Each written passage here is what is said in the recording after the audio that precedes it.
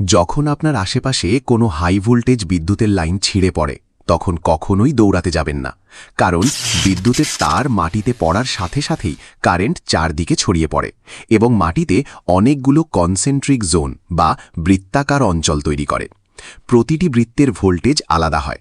সাধারণত ২০ মিটারের মধ্যে থাকা সবকিছুই বেশ বিপজ্জনক। আপনি যদি স্বাভাবিকভাবে হাঁটেন বা দৌড়ান, তবে আপনার দুই পা আলাদা আলাদা ভোল্টেজের বৃত্তের উপর পড়তে পারে। একে বলা হয় স্টেপ পোটেনশিয়াল।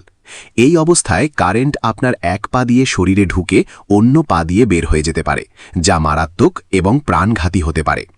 তাহলে বাঁচার সঠিক উপায় কি? বিপদ থেকে বাঁচতে এক পায়ে লাফিয়ে লাফিয়ে তারের বিপরীত দিকে দূরে চলে যান। যদি এটি করা কঠিন মনে হয়, তবে দুই পা একসাথে জোড়া করে ছোট ছোট লাফে দূরে সরুন। সবচেয়ে সহজ উপায় হল দুই পা মাটির সাথে ঘষে ঘষে খুব ধীরে ধীরে বা কয়েক সেন্টিমিটার করে পা বাড়িয়ে সামনে এগোন। মূল বিষয়টি মনে রাখবেন, আপনার শরীরকে সবসময় একই ভোল্টেজ পয়েন্টে রাখার চেষ্টা করতে হবে। এই হাঁটার পদ্ধতি দেখতে অদ্ভুত মনে হলেও এই পন্থায় আপনি বিপজ্জনক ইলেকট্রিক ফিল্ড থেকে নিরাপদে বেরিয়ে আসতে পারবেন।